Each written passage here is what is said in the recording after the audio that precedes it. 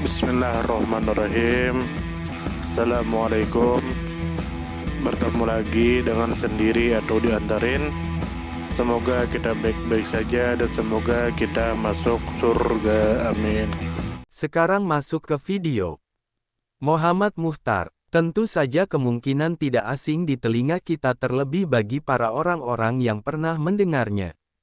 Disebutkan menurut informasi yang beredar bahwa Syekh atau Sayyid Muhammad Muchtar Ashraf, yang dikenal dengan gelar kehormatan Sarkar Ekalan, adalah seorang santo sufi terkemuka asal India, pemimpin spiritual, dan cendekiawan Islam dari golongan Ahlussunnah. Beliau merupakan pewaris ajaran tarekat Sufi Ashrafi yang berpusat di Ashrafpur Kicaucha, Uttar Pradesh, India, serta menjabat sebagai Sajada Nasin atau pemegang tampuk kepemimpinan Dargah Ashraf Jahangir Semnani, yang merupakan pusat spiritual tarekat tersebut.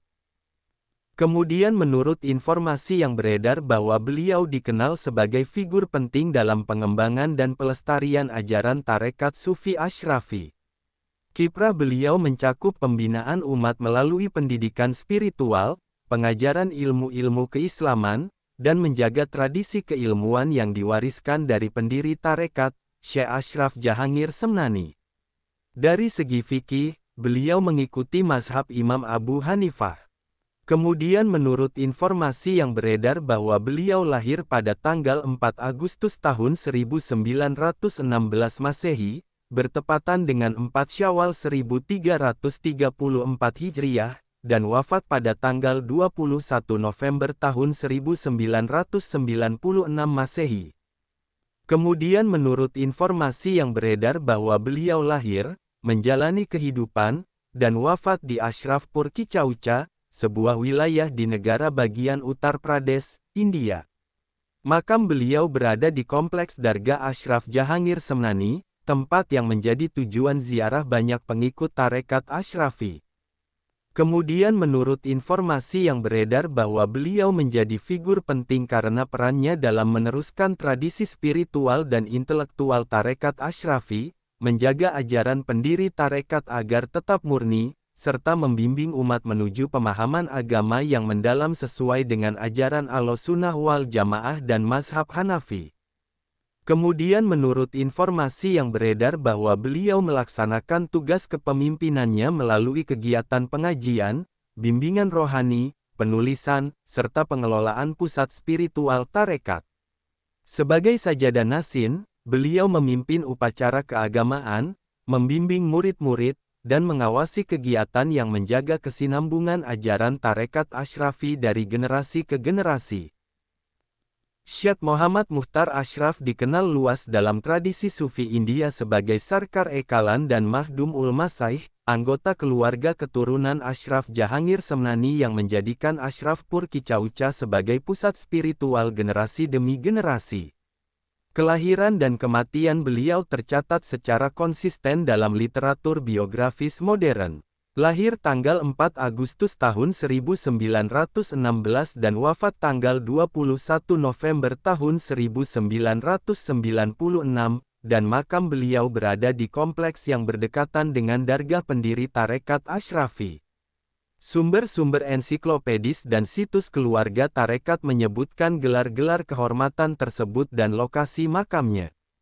Secara genealogis dan institusional, Muchtar Ashraf merupakan bagian dari garis Sadaat Kicaucha yang mengklaim keturunan spiritual dari Syekh Ashraf Jahangir Semnani. Garis keluarga ini memelihara tradisi tarekat Ashrafi dan tata pengelolaan khanqah atau dargah yang berperan sebagai pusat pendidikan tasawuf, ritual, dan amal sosial. Penunjukan beliau sebagai Sajada Nasin menempatkan tanggung jawab formal untuk menjaga praktik ritual, mengayomi murid, dan meneruskan silsilah spiritual. Dalam ranah pendidikan dan keilmuan, Muchtar Ashraf memperoleh tradisi Darsi Nizami dan pendidikan ulama setempat. Pengajaran dan peran kepemimpinannya menekankan sinkretisme antara ilmu fikih mazhab Hanafi dan praktik tasawuf Ahlussunnah yang khas komunitas Ashrafi.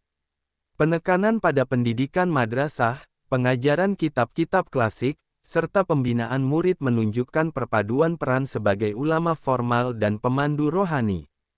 Sumber-sumber biografis menyebut pendidikan dan aktivitas keilmuan beliau sebagai bagian dari warisan tarekat. Dari sudut pandang spiritual dan praktik tarekat, peran Muchtar Ashraf lebih menonjol sebagai pembimbing rohani. Memimpin majelis zikir, mengajarkan adab tarekat, dan menjadi pusat rujukan bagi para pengikut yang datang untuk memperoleh bimbingan moral dan spiritual. Tradisi Sufi di Kicauca bersifat inklusif secara lokal. Dargah menarik ziarawan dari latar belakang beragam dan acara-acara peringatan wafat menjadi momen kolektif yang memperkuat ikatan sosial serta kontinuitas ajaran. Informasi tentang ritual, urs, dan sifat ziarah tercatat pada berbagai catatan komunitas dan situs-situs komunitas Ashrafi. Secara sosial kultural, khankah-khankah semacam yang dikelola garis Ashrafi berfungsi juga sebagai pusat solidaritas lokal, menyalurkan kegiatan amal, menyelenggarakan pendidikan agama untuk anak-anak setempat, dan menjadi arena dialog antar komunitas. Warisan Muchtar Ashraf tidak hanya bersifat teologis tetapi juga praktis karena melekat pada jaringan madrasah dan kegiatan sosial yang dikelola oleh keturunan dan muridnya. Misalnya generasi penerus seperti Syekh Muhammad Izhar Ashraf yang tercatat aktif dalam mendirikan madrasah dan lembaga pendidikan. Soal pengaruh dan kontinuitas. Nama Muchtar Ashraf tetap hidup dalam tulisan, ceramah, dan rekaman ziarah serta peringatan urs yang rutin diadakan di Kicauca. Dalam kajian modern tentang tarekat-tarekat Sufi di India Utara, keluarga-keluarga seperti Ashrafi sering disebut sebagai contoh bagaimana tradisi Sufi berinteraksi dengan arus sosial politik dan pendidikan lokal, mempertahankan relevansi melalui karya sosial dan jaringan madrasah.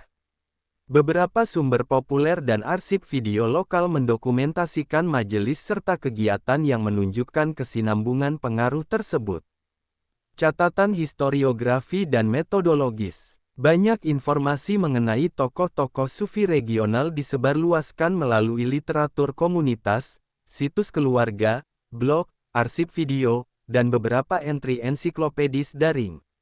Untuk tujuan penelitian yang ketat, sumber-sumber primer berupa naskah khankah, arsip madrasah, dokumen keluarga, atau wawancara langsung dengan pengikut dan sejarawan lokal memberikan bukti paling kuat. Sumber-sumber daring seperti halaman ensiklopedis dan publikasi komunitas yang saya rujuk di sini berguna untuk gambaran umum dan verifikasi tanggal serta posisi institusional, namun penelusuran lapangan akan menambah kedalaman dan mengkonfirmasi narasi lokal yang terkadang berbeda dalam rincian genealogis atau tanggal. Sumber referensi Google Chrome dan ChatGPT.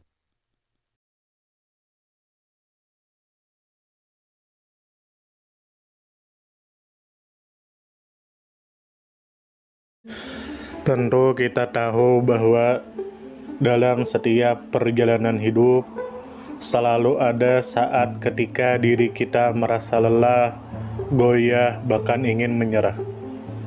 Namun di balik setiap perintangan tersembunyi peluang untuk tumbuh dan menguatkan diri kita.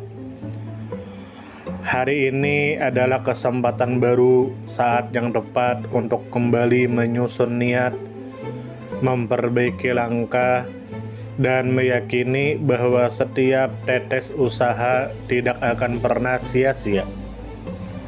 Bangkit bukan karena tidak pernah jatuh, tetapi karena memilih untuk tidak tinggal dalam kejatuhan. Teruslah melangkah meski perlahan, karena selangkah lebih dekat adalah lebih baik daripada diam dalam keraguan. Ya Allah, ya Tuhan kami yang Maha Pengasih lagi Maha Penyayang, jadikanlah hidup kami ini sebagai ladang amal yang penuh berkah. Berikan kekuatan untuk terus menebar kebaikan di dunia. Anugerahkan kemudahan dalam menghadapi segala ujian, dan karuniakan akhir kehidupan yang baik. Lindungi diri kami dan keluarga dan fitnah dunia yang menipu. Jadikanlah akhirat kami sebagai tempat peristirahatan terbaik, dan masukkanlah kami ke dalam surgamu bersama orang-orang yang engkau cintai, serta jauhkan kami dari siksa api neraka dan kemurkaanmu yang tak tertahankan. Kepada setiap orang yang pernah hadir dalam perjalanan ini, terima kasih atas waktu, kebaikan, dukungan, bahkan teguran. Maafkan atas setiap kata yang menyakiti, sikap yang mengecewakan, atau hati yang mungkin belum sepenuhnya mampu menjaga. Manusia tidak pernah sempurna, namun ketulusan untuk tetap terus belajar dan memperbaiki diri tidak akan pernah padam. Tentu kita tahu bahwa kebaikan tidak selalu datang dalam bentuk besar. Terkadang senyum kecil yang tulus, tangan yang ringan membantu, atau telinga yang mau mendengarkan sudah cukup untuk mengubah hari seseorang menjadi lebih bermakna.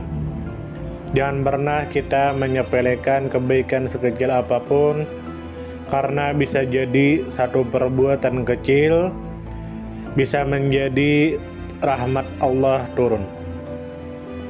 Tentu kita tahu menjadi pribadi yang baik bukan berarti tanpa celah, namun menjadi pribadi yang senantiasa sadar dan ingin terus memperbaiki diri. Kebaikan itu menular, dan siapapun yang menanamkan kebaikan akan menuai kebahagiaan meski tak selalu terlihat oleh mata. Dunia membutuhkan lebih banyak hati yang lembut, tangan yang menguatkan, dan jiwa yang peduli. Semoga usaha yang dilakukan bernilai ibadah. Semoga hidup kita menjadi pemberat amal baik, dan semoga kelak ketika dunia telah kita tinggalkan, nama yang tertinggal bukan hanya sekedar dikenang, tetapi menjadi doa yang terus mengalir karena kebaikan yang tidak pernah berhenti untuk ditanam.